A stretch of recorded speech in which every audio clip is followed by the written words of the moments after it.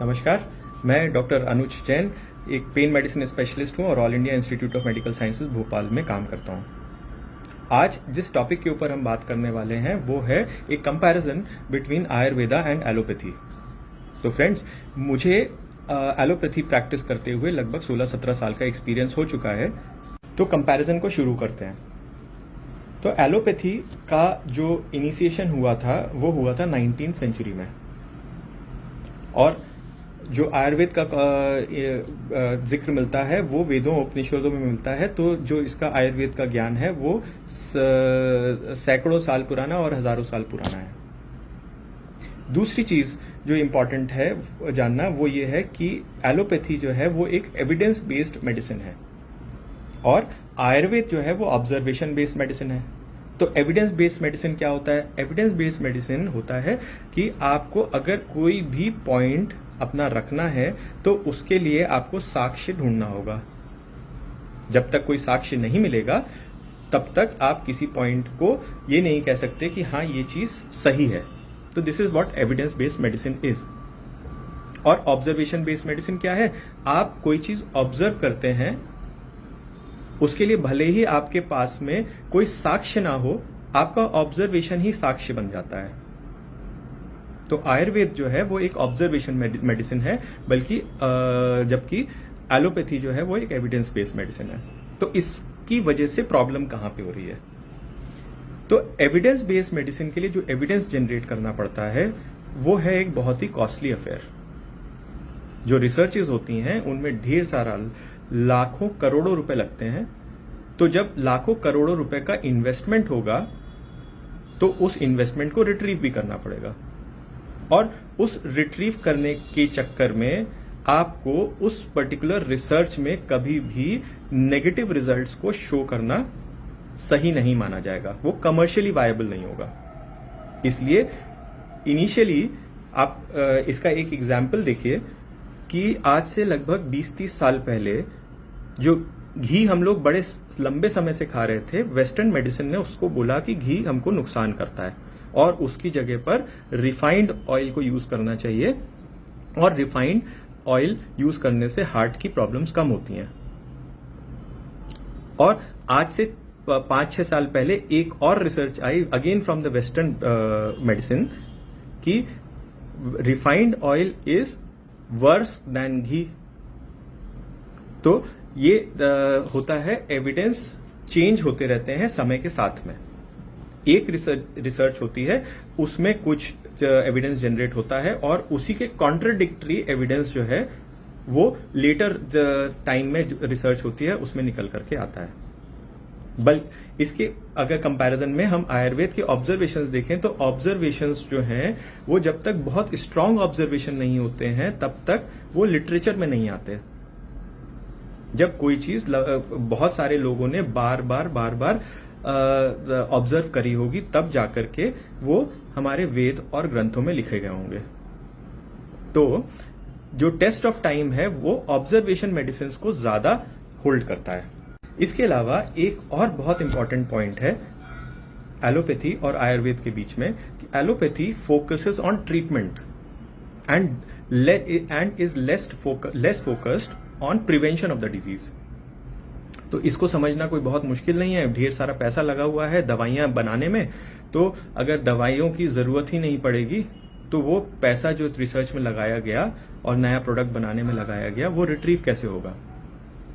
आयुर्वेद के principles on the contrary हमको स्वस्थ रहने की जीवन शैली बताते हैं। Another important difference between Ayurveda and allopath is the customisation of treatment in Ayurveda. क्या मतलब हुआ इसका?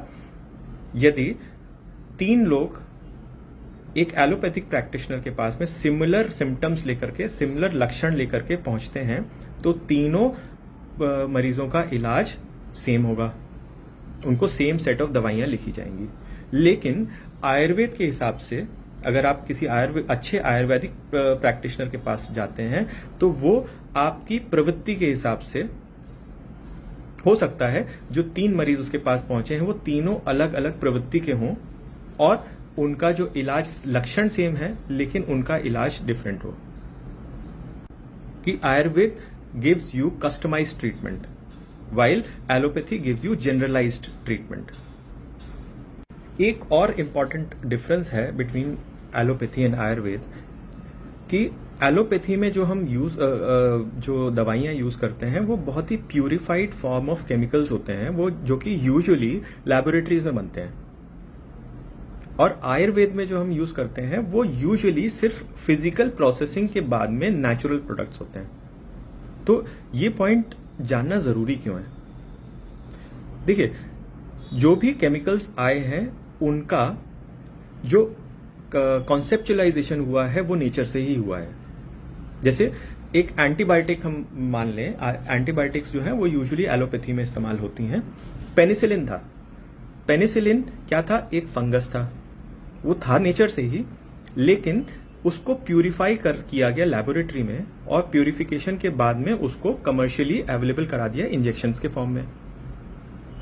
ठीक है, तो जब कोई चीज नेचर से आती है तो नेचर बनाता है तो उसमें हर एक केमिकल का एक न्यूट्रलाइजिंग केमिकल भी होता है।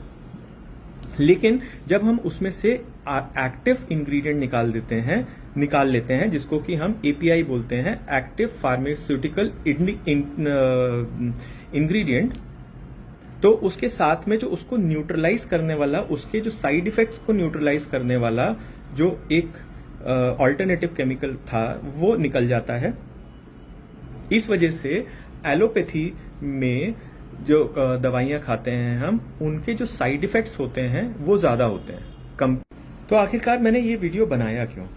मैं बिल्कुल ये नहीं चाहता कि आप इस वीडियो को देखने के बाद में अपनी एक धारणा बना लें कि एलोपैथी खराब है या आयुर्वेद अच्छा है। लेकिन हां, मैं ये जरूर चाहता हूं कि आप आयुर्वेद को भी एक समदृष्टि से देखें। एविडेंस, एलोपैथी जहां एविडेंस बेस्ड है, एविडेंस समय के साथ में बदलता है। आयुर्वेद ऑब्जर्वेशन बेस्ड मेडिसिन है, ऑब्जर्वेशन जो है वो लंबे समय तक परसिस्ट करते हैं। तो यदि हम आयुर्वेद को एक सूडो साइंस समझ करके नकार देंगे तो हमारे जीवन में डिजीज को प्रिवेंट करने के जो आयुर्वेदिक प्रिंसिपल्स हैं हम उनको भी अपनाएंगे नहीं।